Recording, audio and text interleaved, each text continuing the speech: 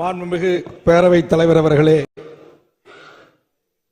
மாண்புமிகு மறைந்த முத்தமிழறிஞர் தலைவர் கலைஞர் அவர்களின் பெயரில் பல்கலைக்கழகம் அமைக்கப்பட வேண்டும் என்பதை வலியுறுத்தி நாங்கள் முன்வரிசை தலைவர்கள் தந்த கவன ஈர்ப்பை தாங்கள் அனுமதித்து அதில் பேசுகின்ற இந்த நல்வாய்ப்பு எனக்கு கிடைத்த போது நான் 1980 நினைவுகளுக்கு செல்கிறேன்.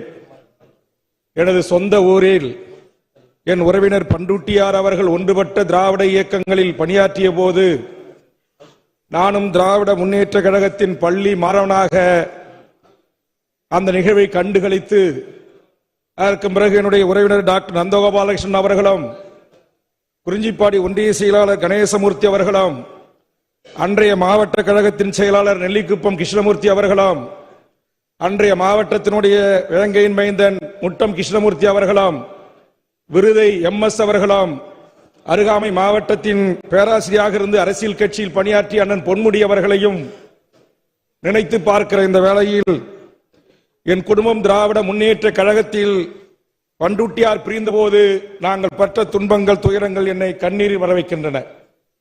திராவிட முன்னேற்ற கழகம் என்கிற அந்த கட்சியை உருவாக்கி அந்த மண்ணில் கோலோச்ச செய்வதற்காக எண்ணற்ற வழக்குகளையும் துன்பங்களையும் தாங்கி நாங்கள் இன்றோம்.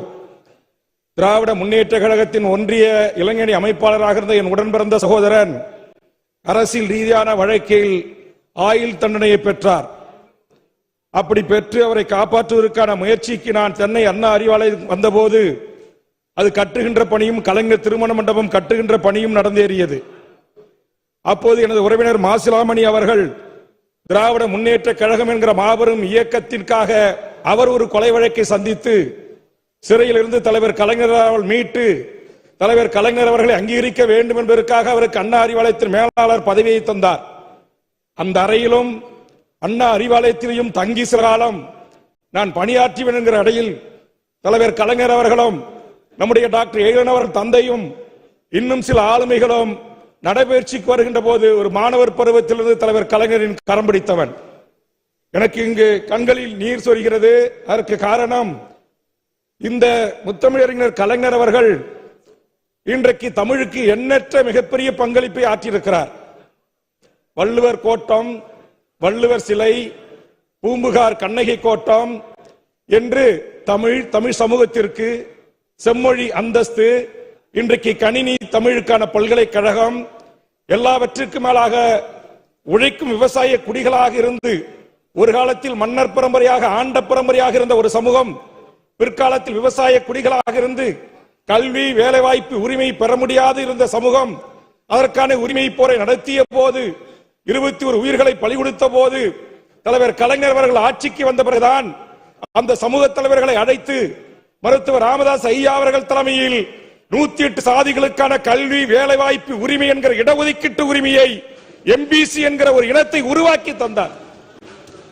இதையெல்லாம் நான் பார்த்து மகிழ்ச்சி கொண்டு தலைவர் கலைஞர் அவர்களுடைய அரும் பணிகளை தமிழ் சமூகத்துக்கு ஆற்றிய கொடைகளை என்னால் மணிக்கணக்கில் பேச முடியும். காரணம், மாணவர் பருவத்தில் திராவிட முன்னேற்ற கழகத்தின் பேச்சாளனாகவும் சென்னை வீதிகளிலும் தமிழ்நாடு எங்கும் வாய்ப்பு கிடைத்த போது பேசியிருக்கிறேன். இதுல எனக்கு ஒரு மிகப்பெரிய ஒரு பேரு மாண்புமிகு தமிழக முதலமைச்சர் அண்ணன் தளபதி அவர்களால் இன்றைக்கு நம்முடைய உயர்கல்வித்துறை அமைச்சருக்கு கிடைத்திருக்கிறது நான் சுட்டிக்காட்ட விரும்புகிறேன். 1989 திராவிட முன்னேற்ற கழகம் ஆட்சியில் இருந்த போது இன்றைக்கு உயர்கல்வித்துறை அமைச்சராக இருக்கிற அருமை சகோதரர் கோவிச்செழியன் அவர்கள் சட்டக்கல்லூரி மாணவர்.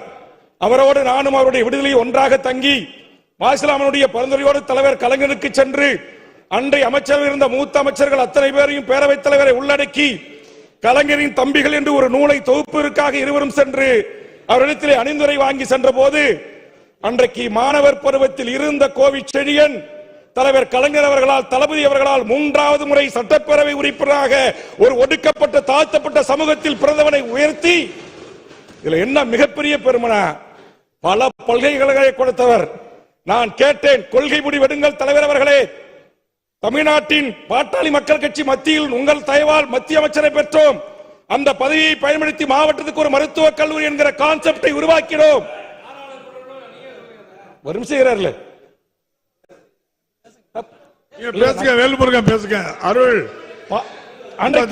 நான் அன்றைக்கு இருந்த கட்சியினுடைய அன்புமணி ராமதாஸ் அவர்கள் தலைவர் கலைஞர் அவர்களுடைய பரிந்துரையில் மத்திய அமைச்சராக இருந்தார். அப்படி மத்திய அமைச்சராக இருந்த போது ஒரு கொள்கை முடிவை கலைஞர் அவர்கள் எடுக்க வேண்டும் என்று என்னை வலியுறுத்தி அந்த அடிப்படையில் தான் இன்றைக்கு தமிழ்நாட்டில் தெற்காசியாவுக்கு 36 மெடிக்கல் காலேஜ் இருக்கிறது என்று சொன்னால் அது தலைவர் கலைஞர் அவர்களின் கொள்கை முடிவு.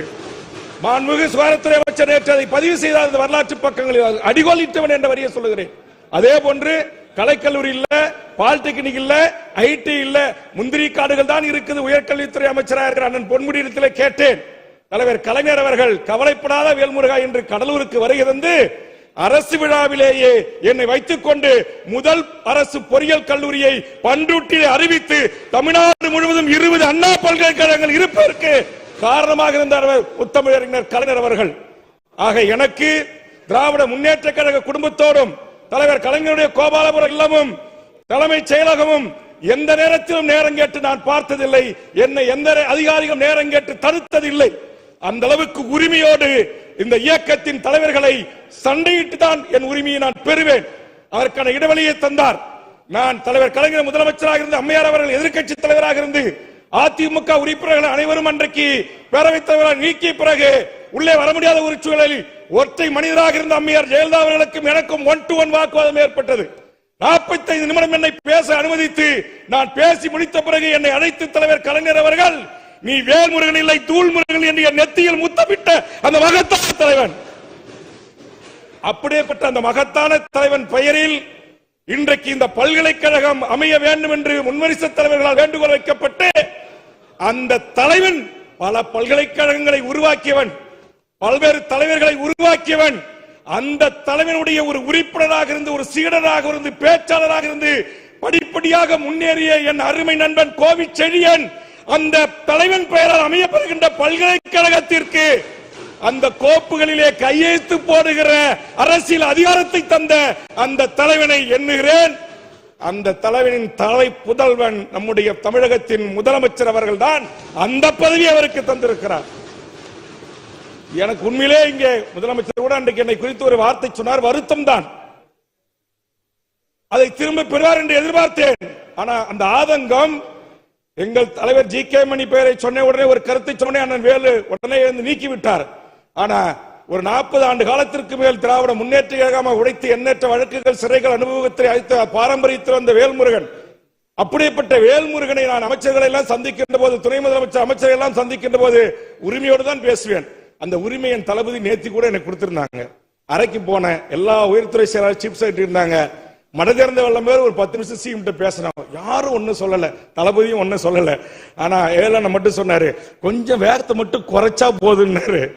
அது என் இயல்பிலே ஊறியது. காரணம் சுயமரியாதை, தன்மானம் என்கிற அடிப்படையில் வளர்ந்த ஒருவன், தமிழ் தேசிய அரசியலுக்காக போராடிய தோழர் தமிழரசனை தலைவராக ஏற்றுக்கொண்டு வளர்ந்தவன், புலவர் கலியபெருமாளை வழிகாட்டுதலோடு வளர்ந்தவன்.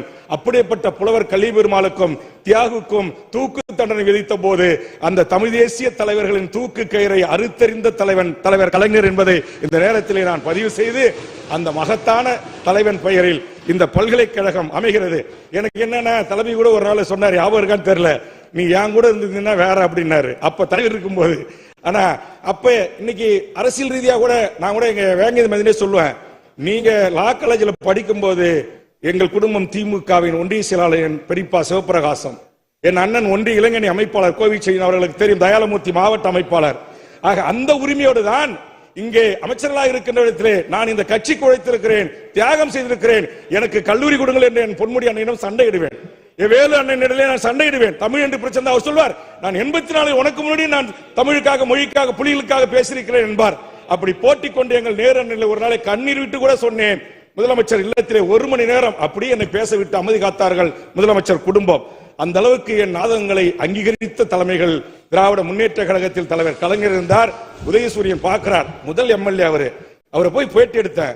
அவர் 89 எம்எல்ஏ, ஒரு சின்ன பையன் எம்எல்ஏ இருக்காரு, நானே ஒரு சின்ன பையன்.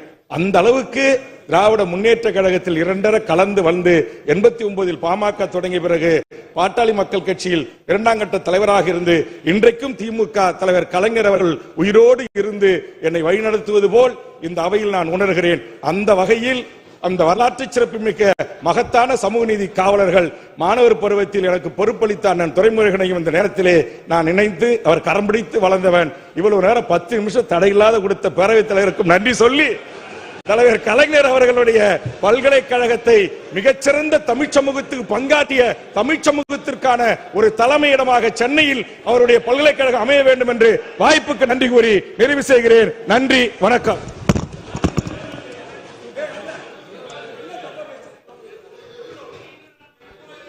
மாண்புமிகு பேரவைத் தலைவர் அவர்களே, இந்த விதி